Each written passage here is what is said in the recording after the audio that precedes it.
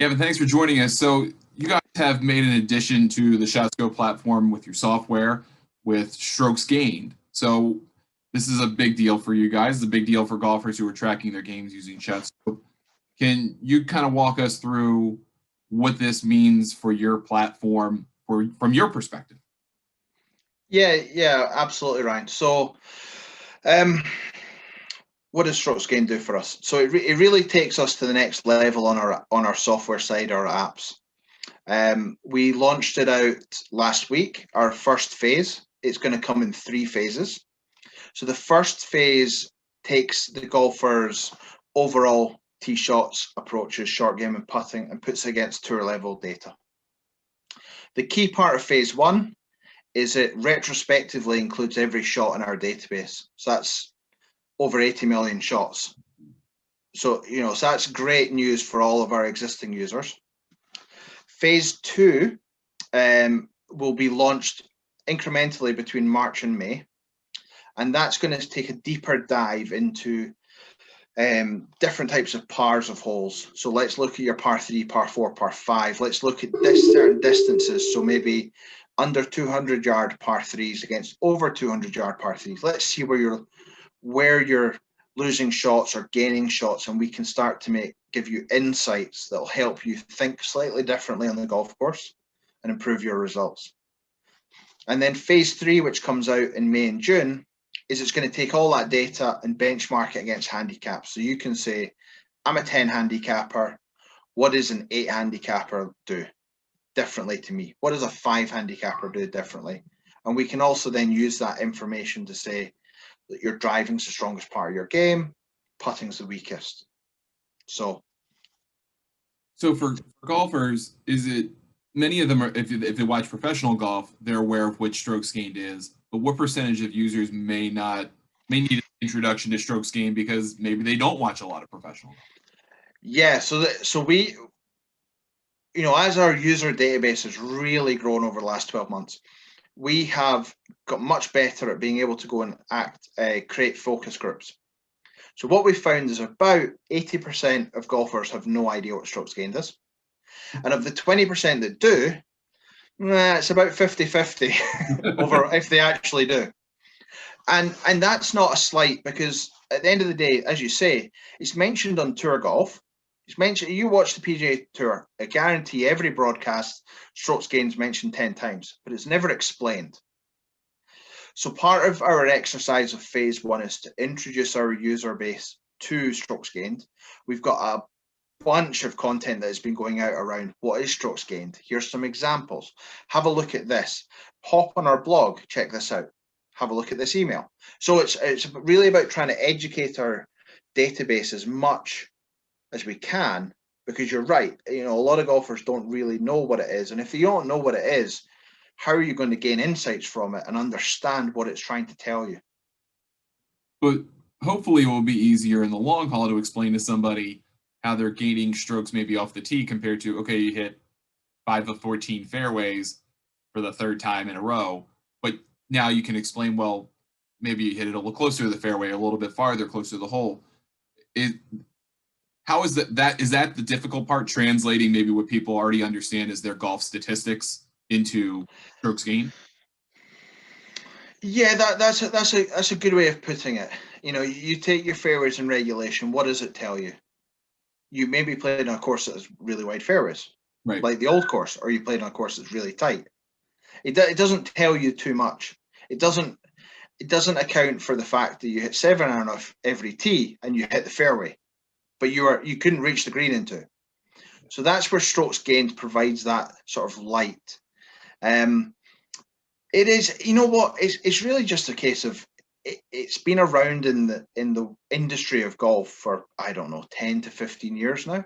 Yeah. It's probably been highlighted more the last 2 to 3 years, but it's really just, it's that education. It's trying to understand, and your 15 handicapper golfer who lives in Florida and doesn't watch tournament golf because he's out playing with his buddies at the weekend. Why would he know what this is? Right. So it's let's just explain, like you say, here's where you gained some shots, here's where you lost. This is how the calculations work. This is what you can gain from it. And it's not going to be a switch it on and everybody understands. It's going to take time for us to educate our golfers. But that's okay. That we're in for the long haul. But it feels like a good place to start to compare people's games to tour players. So then you can kind of figure out where you are relative to the best players in the world. Is there, where does an average player compare to a tour player? I mean, what is the comparison like? I mean, obviously it's not really that close, but what's it like? Badly. which that's okay, because I can say from first-hand knowledge, badly. But even against the tour players, so I was looking through my own data, and I had the yips in, what was it, 2018, 2019, I chipped terribly. And it showed up. And I actually played a lot of golf last year, worked quite hard on it. And you could see the improvement even against tour. When I was looking at my data against tour over years, I could see that improvement. My putting's now terrible, but that this is the way the world works. So you can, even against tour, understand where you're losing shots compared to other areas of your game. The main key was that we could backdate, and that obviously gave me the ability to go in through previous years, rather than we were really conscious when we were getting to that stage that we were probably going to mostly be at stay-at-home orders or lockdown. And so we're going to release a new feature, and our database was going to say, that's great, guys, but I can't play golf for probably 2 months. Right. So at least this has allowed everybody to hop on the app, learn a little bit about it, look at their previous data, and understand it. Yeah, and you get like you said, you have the benefit of millions and millions and millions of shots to create this profile, which then you can then into with your second and your third phases, where I think ultimately that's where people want to know where they need to go and where they are relative to who they play with or who they might hypothetically play with. Yeah, absolutely. It's all just about understanding the different relationships in the game of golf, understanding what affects your strokes gained.